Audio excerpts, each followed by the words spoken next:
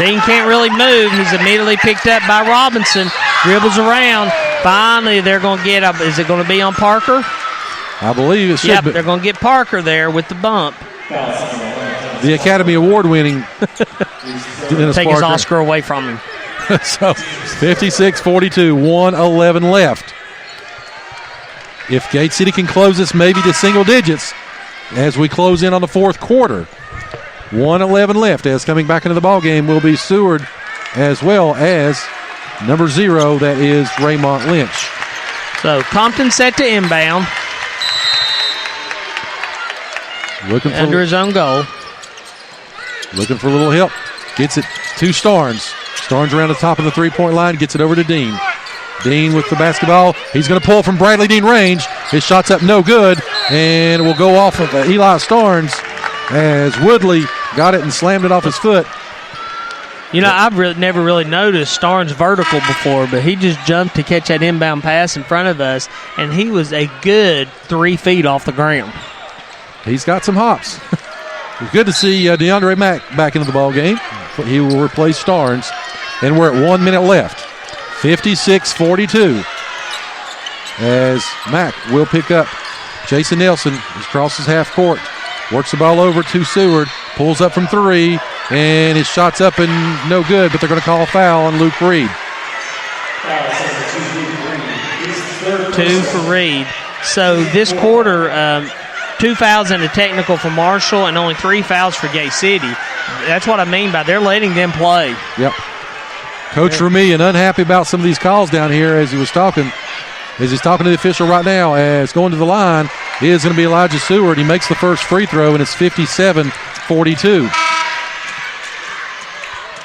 So coming into the ball game will be number 10, Ty Lacey. He will replace Roosevelt Wheeler with 50 seconds left.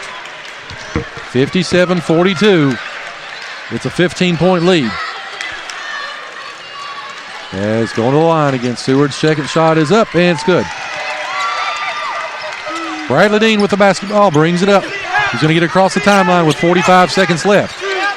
Can Gate City mount a comeback? He's going to go baseline, and the ball's going to be stripped away, and they're going to let him play down there, that's for sure. Yep, Mack had the ball. They fell on top of him, knocked the ball loose, and they're going to say that when Mack tried to grab it back, he was on the line.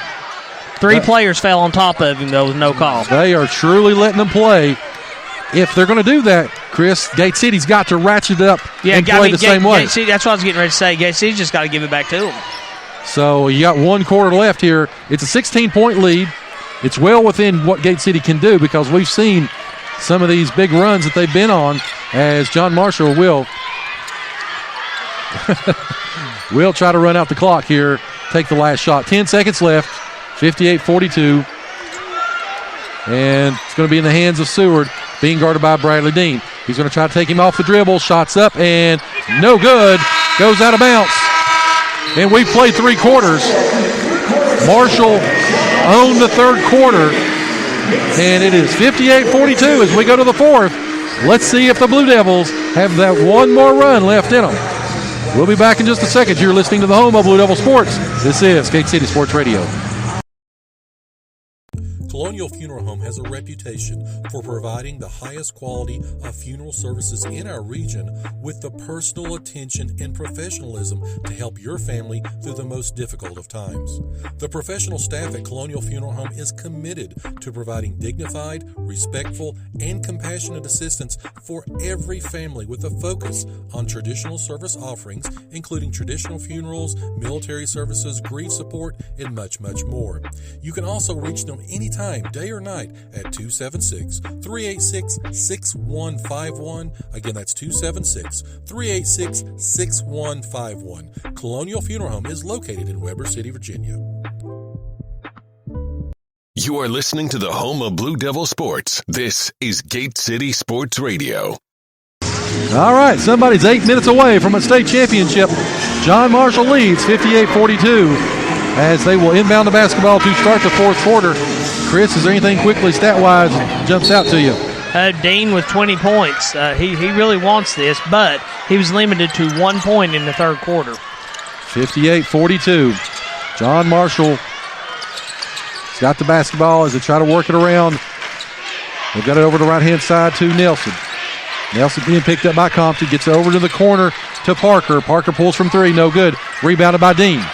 Dean's got the basketball. He's going to bring it up quickly across half court. He's going to pull from three. Shots up. No good. Rebounded by Hensley, though. Gets it back to Dean. Dean's going to go back inside. He's going to pull up again. Shots up. Shots good.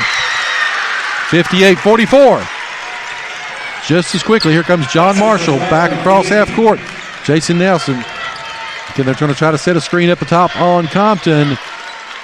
And here comes John Marshall. Tries to get inside, and they do. Shots up a little bit too strong, though, as Roosevelt Wheeler gets the rebound, slams it back in, and it's 60-44. The backboard is still shaking. Here comes Hensley. Hensley gets it over to Compton. Compton tries to drive inside, gets it over to Sally. Sally for Hensley. Hensley's going to pull from three. His shot's up, no good, but a rebound by Reed. Reed goes up. Shot's going to be blocked. Taken away by John Marshall. Here comes the Justices as they try to get it knocked away. Great play by Hensley to get it over to Dean, over to Compton. Now Compton's got it, looking for Dean as he gets it around the V of the VCU. Dribble drives, gets inside, shots up, shots good. 60-46. I was getting the stat sheet there. What was that shot there? Dean made it from the free throw line. Dean for two. 60-46, 6:20 left. Bringing the ball up will be Jason Nelson. So for third quarter, Gay City shot 18%. John Marshall shot 57%. That was the story of the quarter. And again, they outscored Gate City 21-6. That was a huge third quarter for the Justices. As there's going to be a foul again on Sally, looks like, away from the ball. So coming back into the ball game will be Eli Starnes and DeAndre Mack. Again, 14 fouls on Gate City, 3 for John Marshall. 6:01 left.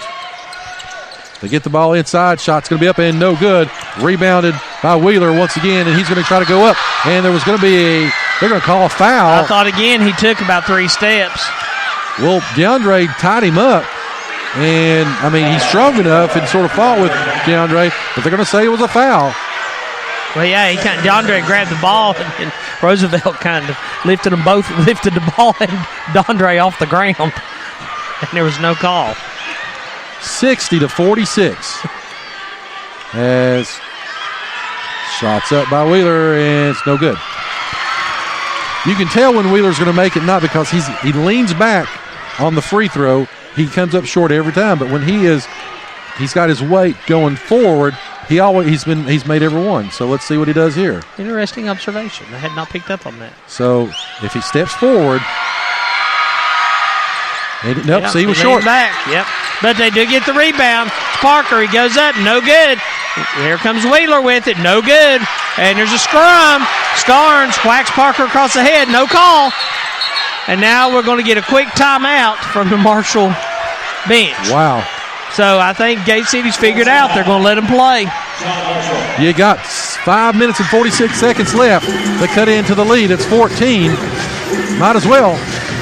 As it's going to be a 30-second timeout. We'll stay with them. He went to a full, but we're going to stay here. Chris, you said you got the stats came through. What do you got? Okay, so far in this game, John Marshall has 26 total rebounds compared to 21 for Gate City. 5 offensive rebounds for Marshall, 21 defensive, 4 offensive for Gate City, 17 defensive. One thing that's jumping out to me is the turnovers. 13 turnovers for Gate City. And that's that Marshall quickness. Of course, now Gate City has manufactured 9 of their own. So far in the game, Gate City's shooting 43%, Marshall shooting 50%. It's just those second chances right now that have led to the more points. So John Marshall off the inbound, shoots an air ball, and they do recover it, and it's going to be in the hands of Raymont Lynch. Comes back out, 5:35 left. It's a 14-point lead. Quickly stolen away by DeAndre Mack. Gate City now with the basketball. Try to cut into this lead if they can. They get the ball across the timeline, and there's going to be a quick foul. That's going to go against number 4, Jason Nelson. 2 on him. That's going to be the 4th on John Marshall. Quicker than the scoreboard. There you go. Gets the ball into Sally quickly. Gets it back to Dean. Dean's got it now. He's going to try to drive. He gets over to the right-hand side, pulls it back up. Now he's at the top of the key. He's going to pull from 3. Shots up. Shots good. Gate City within 11. 60-49. 5:13 left. As the Gate City faithful come to their feet. Can Gate City with one more run in them? We'll see. As Jason Nelson's got the basketball, he's going to go inside, and there's going to be a foul. If they called that on Dondre, and they are, Dondre was 3 steps behind him. Wow. I want the officials back from the girls' game. That was a good crew. So I mean, this crew, they're calling their own version of the game. They're doing it fair for both teams, except for that. But they're just letting them just kill each other out here.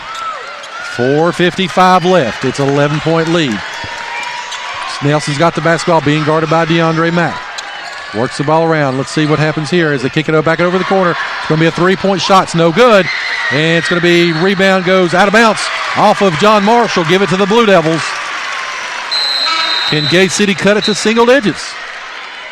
The lead has been as big as 16. Take that back, 18. It's down to 11. It's definitely not the 135-96. No, indeed. Gate City win, lose, or draw is a tone for themselves. Quite nice. As Eli Starnes got the basketball, as here they come. He's going to go, gets inside to Mack. Mack with a great pass and play inside, but then. And Wheeler was all over the back, no call. Mack tries to save it, throws it back into Wheeler. Wheeler, oh my, well. Anyway, all right, so Wheeler's got the basketball on the offensive end. He lowers his shoulder, goes inside, and comes up short. Again, Joe, if they're going to let you do it, Gate just needs to do it also. Yep, that's right. Bradley Dean's got the basketball now. As he's going to drive. He goes inside, and again, altered by Wheeler, and he misses the shot. Here comes John Marshall, working the ball around. They're going to attack the rim. Shot's going to be up, and no good, and he's going to hang on the basket again. Wow. I guess because it was after the play, there's no technical. Maybe they'd already blown the whistle, but the shot was already no good, and then he just jumped up and hung. That was Parker again. Wow. And I have no idea who that foul was even on at that point. They said someone picked up their second. So is that on Dean, I guess? He's the only one with one. Shots up. Shots no good. That by Nelson. Yeah, they are. Parker held there for a while. Parker likes to show off. You think? If you're watching it at home on the NFHS, hopefully you agree. Shots up and good. That one by Jason Nelson. Do want to say thank you again to everybody that's out there listening to us. It's going to be a full timeout. 61-49. Half of the fourth quarter left to play. We'll take a break and come back. You are listening to the home of Blue Devil Sports. This is Gate City Sports Radio. Proudly representing Southwest Virginia in the House of Delegates for the last 24 years, Terry Kilgore continues to strive and work hard for others. Just like our Gate City Blue Devils proudly represents our school, our town, and community.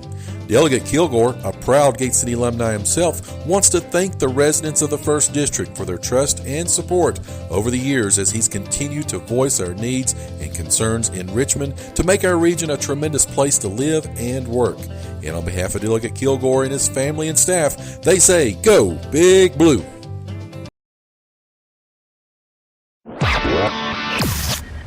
You are listening to the home of Blue Devil Sports. This is Gate City Sports Radio.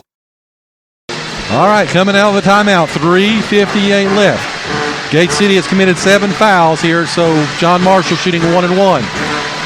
John Marshall has 4 fouls. John Marshall leads 61-49. It's do or die time for the Blue Devils as, again, they're down by 12 with just under 4 minutes left. Bradley Dean will inbound the basketball, gets it to Compton. Compton to bring the basketball up. He's being guarded by Jason Nelson as he gets across the timeline. Looking to get it to Eli Starnes. Starnes now with the basketball. Around the V of the VCU as he dribbles over to the right-hand side, gets it back over to Compton. Compton works the ball, gets it over. He's going to pull from 3. His shot is up and no good. Rebounded by Woodley of John Marshall. 3:30 left now as John Marshall slowing the tempo down.